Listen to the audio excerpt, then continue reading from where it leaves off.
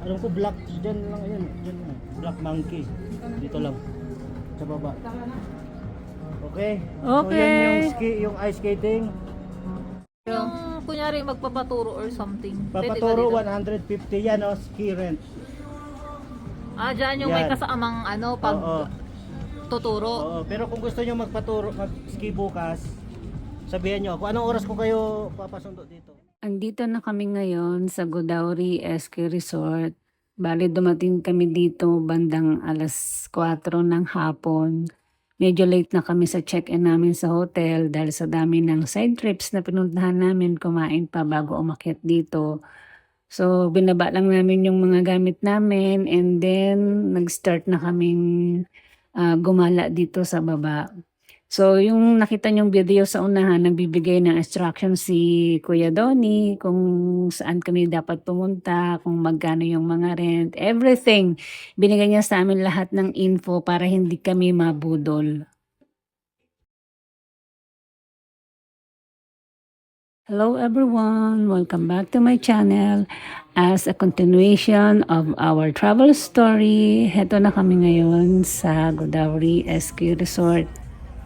For this video, hindi ako gagamit ng ibang audio music para marinig nyo yung nightlife dito sa Godauri. Meet Mr. Snowman.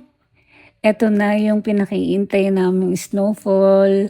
Hindi niya kami binigo as soon as we arrive in Godauri. Snowfall talaga yung sumalubong sa amin.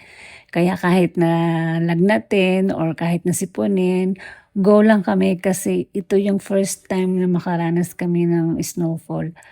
Ang saya, iba yung feeling. So tara, let's enjoy the beat ahead and witness the nightlife here in Godauri Ski Resort.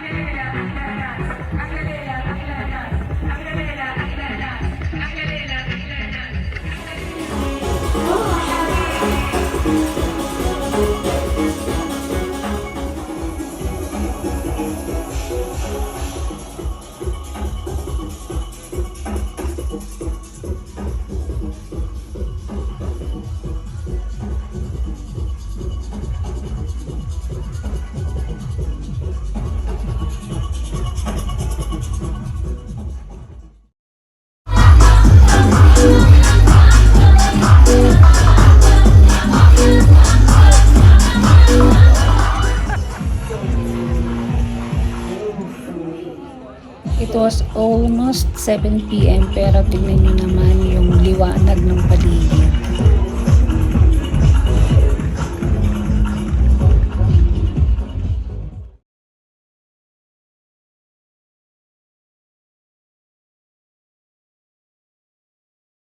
Godauri is Georgia's largest, fastest developing and most modern ski resort located in the Caucasus Mountain about 120 kilometers or 2 hours away from Tbilisi. Isa pa lang yun. Pangit yung ano.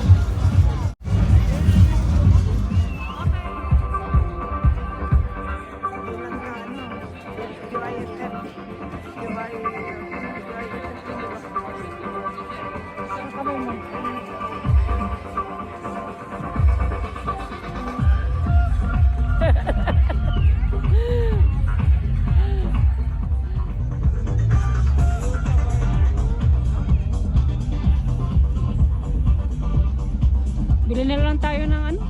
Wine, sa bahay na tayo no? Hala, mga maglalasing. Wine daw. Hinahanap kasi namin yung Yorta Bar and hindi namin siya makita. Nakailang paikot-ikot na kami. So nag-decide na lang kami na bumili ng wine sa Carrefour at sa bahay na lang kami mag-unwind.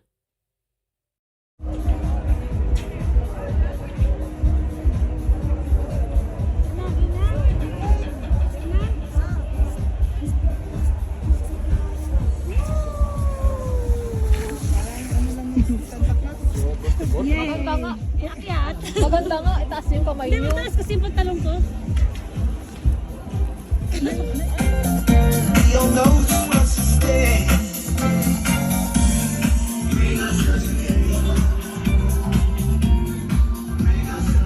Magaganda ang souvenir items dito.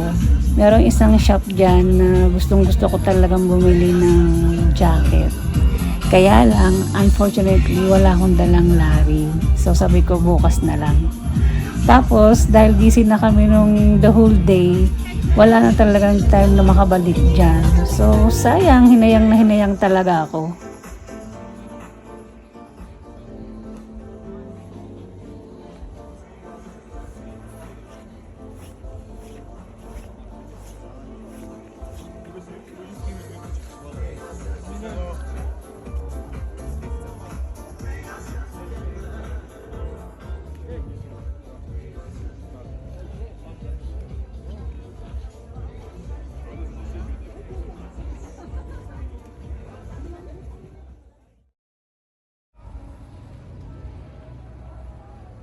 Ito namang Red Fox Park na to, nasa tapat lang to ng room namin.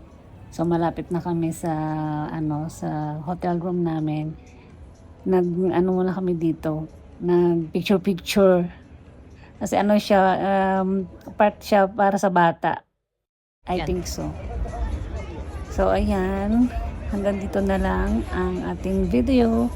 And tomorrow, let's go to Eski. So for now, bye na muna and see you soon.